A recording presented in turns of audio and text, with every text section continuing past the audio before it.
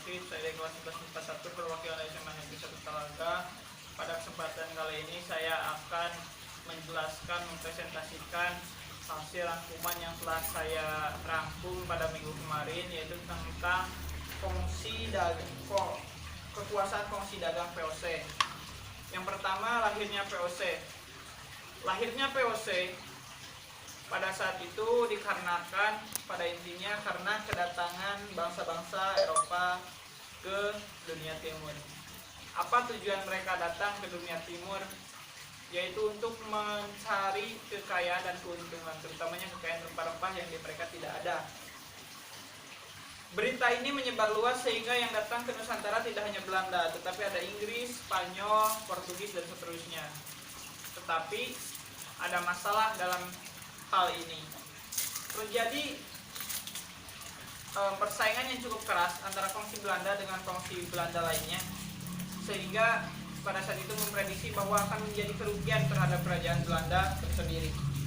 Sehingga para kongsi Belanda menetapkan pada tanggal 20 Maret 1602 mereka membuat sebuah lembaga yang diberi nama Verenigde Oost-Indische Compagnie atau VOC, atau dalam bahasa Indonesianya Perserikatan Perdagangan Hindi Timur.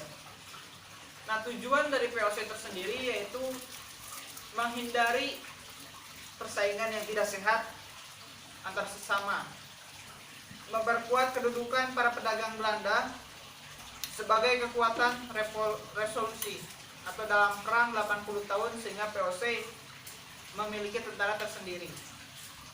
VOC dipimpin oleh Dewan 17 yang beranggotakan 17 direktur pemilik saham VOC.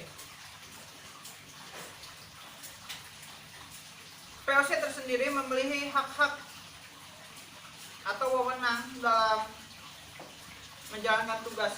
Yang pertama, melakukan monopoli perdagangan dari Tanjung Harapan sampai dengan Selat Magihau, memerintah di negeri jajahan, mengangkat pegawai sendiri, mencetak mengeluarkan uang mata sendiri, mengadakan perjanjian dengan raja-raja setempat, dan melakukan peperangan. Mengawali ekspansinya pada tahun 1605, VOC berhasil mengukir Portugis dari Ambon, dan benteng pertahanan Portugis diberi nama oleh VOC Benteng New Victoria. Pada tahun 1610 secara kelembagaan diciptakan jabatan tertinggi yang bertugas sebagai pemimpin VOC dan juga dibentuk sebagai Dewan Hindia atau Rodpan Inde yang bertugas sebagai mengawasi dan memberi nasihat kepada kepemimpinan VOC. Gubernur Jenderal VOC yang pertama merupakan Peter Both. Peter Both yang merupakan pendiri atau Gubernur Jenderal pertama VOC. Ini menjabat selama 12 tahun, 1602 sampai 1614, yang pada saat itu mendirikan pos perdagangan pertama kali di Banten. Dan pada saat itu juga pada tahun 1611 beliau meninggalkan Banten dan mulai menguasai Jayakarta yang pada saat itu dipimpin oleh Pangeran Wijayakusuma. Kemudian pada tahun 1611 Peter mengadakan perjanjian dengan penguasa Jayakarta guna pembelian tanah 50 x 50 padan atau nadam 102 cm di Muara Ciliwung yang menjadi kekuasaan VOC disewa. VOC disewa Peter Both juga mengadakan perjanjian di Maluku dan berhasil mendirikan pos perdagangan di Ambon. Jadi Peter Both berhasil mendirikan pos perdagangan pertama kali di Banten dan mulai meninggalkan Banten pada tahun 1611 dan memasuki Jayakarta dan melakukan perjanjian atau bisnis dengan pengusaha Jayakarta dengan membeli 50 x 50 nadam atau sekitar 102 padem cm di Curug Ciliwung dan berhasil mendirikan pos perdagangan di Ambon juga. Yang kedua, keserangan dan kekejaman VOC. Pada tahun 1614 Peter Both digantikan oleh Gerard Rennies.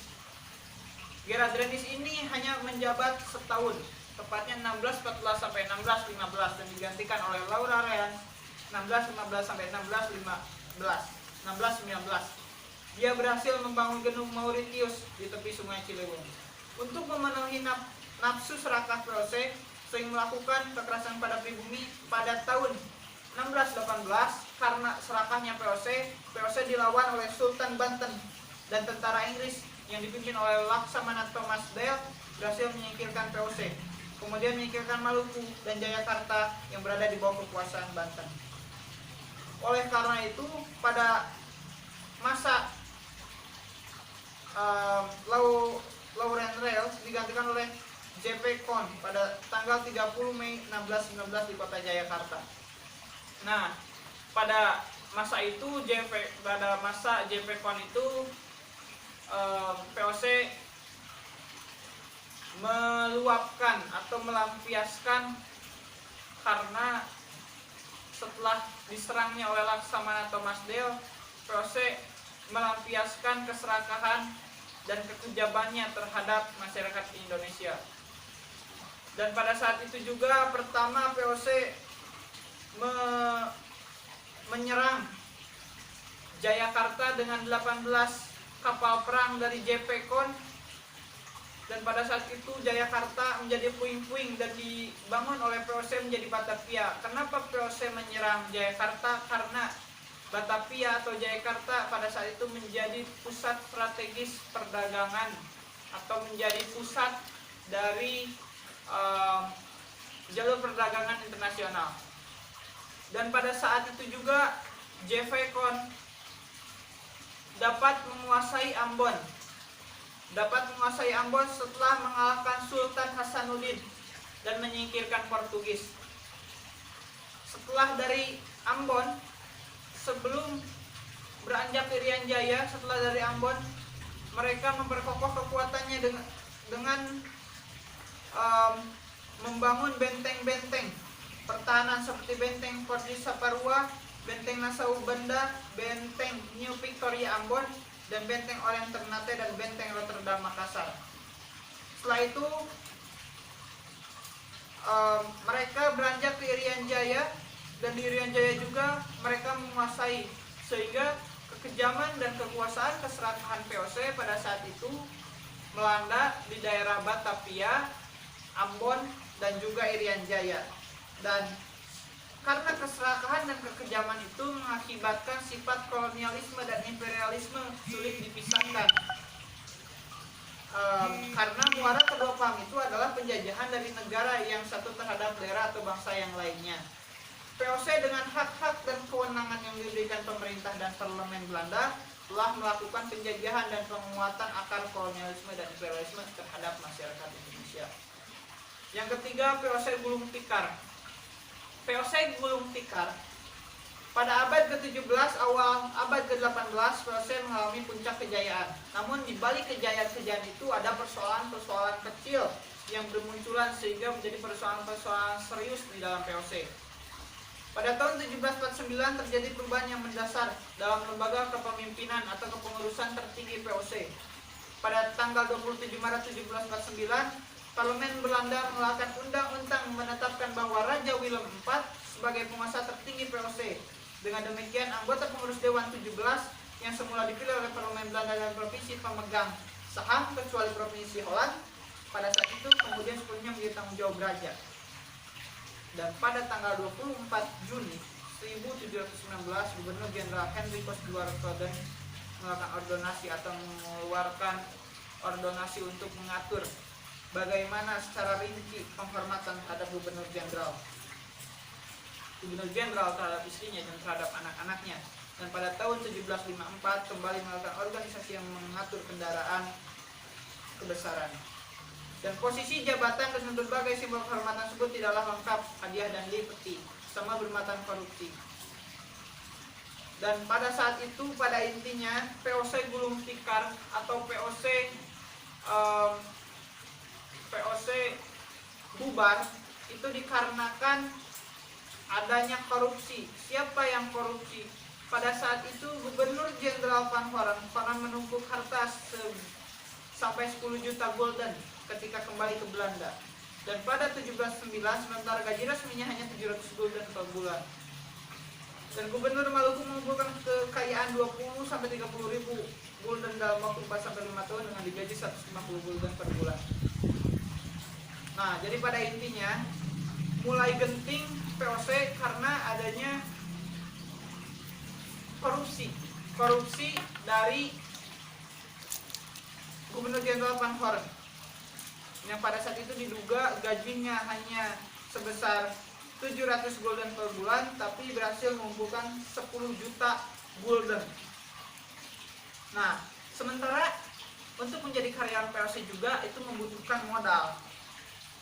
Karyawan juga harus menyogok dengan memasang tarif 3.500 untuk underfitment, 72.000 untuk menjadi kapiten, dan 120 gulden untuk menjadi kopral. Ada ungkapan kebangkrutan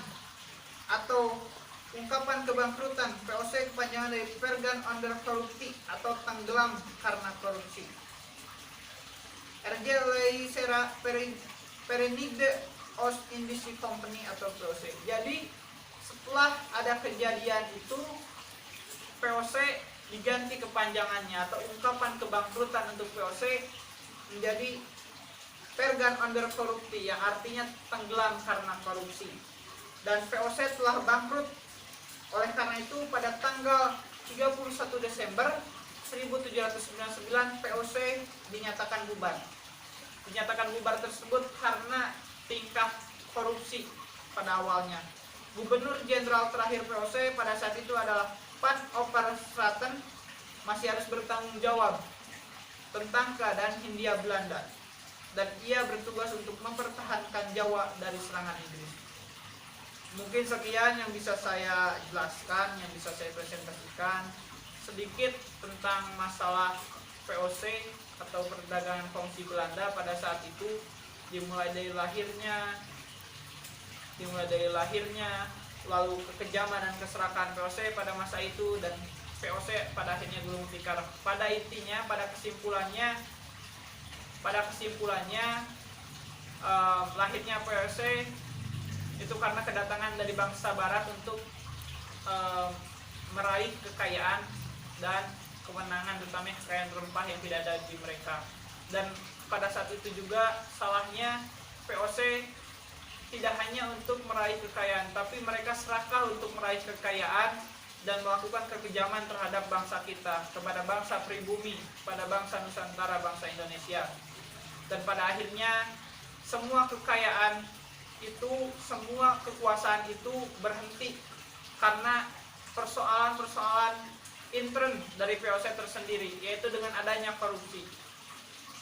Jadi pada akhirnya pada tanggal 31 Desember 1799 VOC dinyatakan bubar. Mungkin sekian yang bisa saya sampaikan, mohon maaf bila ada kekurangannya. Wabillahi taufiq wal hidayah. Wassalamualaikum warahmatullahi wabarakatuh.